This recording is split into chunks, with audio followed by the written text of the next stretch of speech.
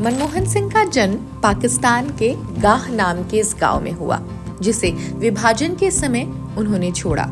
उन्होंने अपने जन्म स्थान पर कभी वापस नहीं लौटने का फैसला भी किया।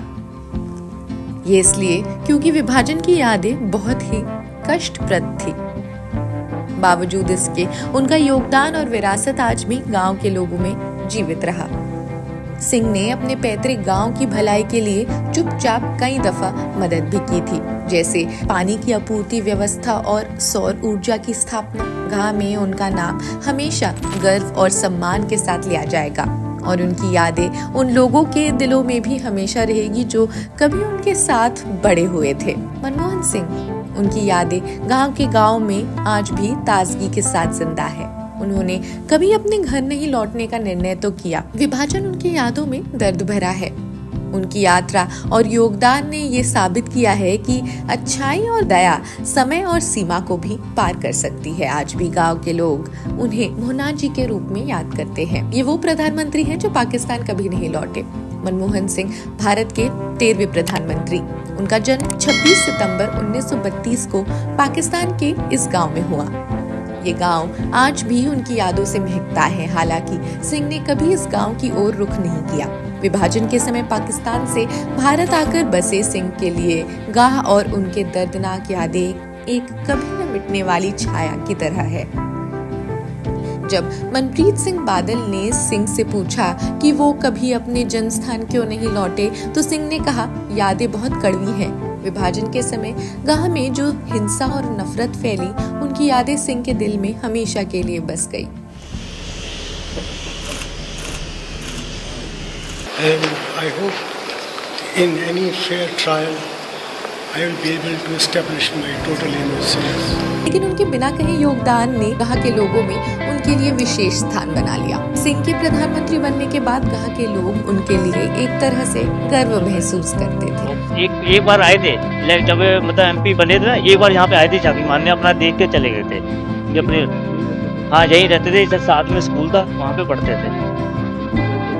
हाँ, मुझको रात 12 बजे पता लग गया था मनमोहन सिंह का, पर हमको बड़ा दुख हुआ क्योंकि हमारे अमृतसर के प्राइम मिनिस्टर थे और अपने आप को बहुत महसूस हुआ कि हमारे मिनिस्टर जी पूरे हो गए हैं। तो हमने रात देखी ये था। शाहिद शब्बीर एक इतिहासकार है।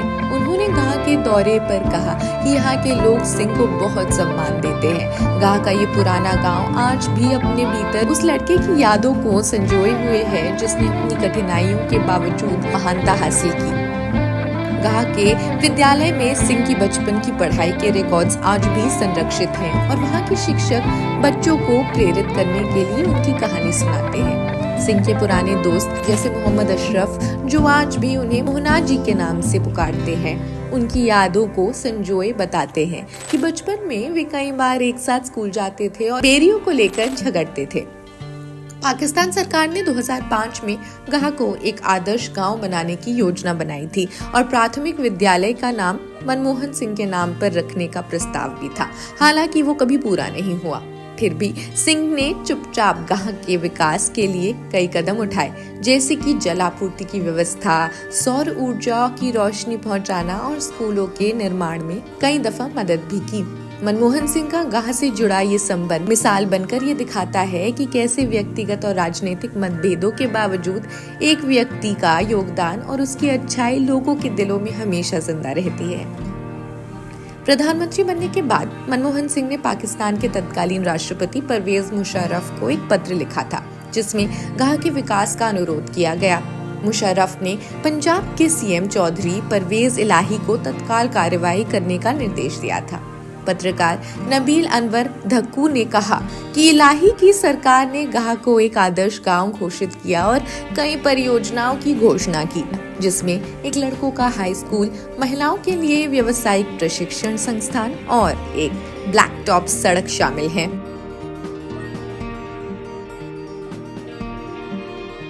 मनमोहन सिंह के निधन के बाद करतारपुर में गुरुद्वारा दरबार साहिब ने सिंह के लिए प्रार्थना की गई। पाकिस्तान के अल्पसंख्यक मामलों के पहले सिख मंत्री रमेश सिंह अरोड़ा ने कहा कि वे भले ही वापस न आए हों, लेकिन उनकी विरासत गांव के हर कोने में जिंदा है। हम उन्हें हमेशा सम्मान और प्यार से याद रखेंगे।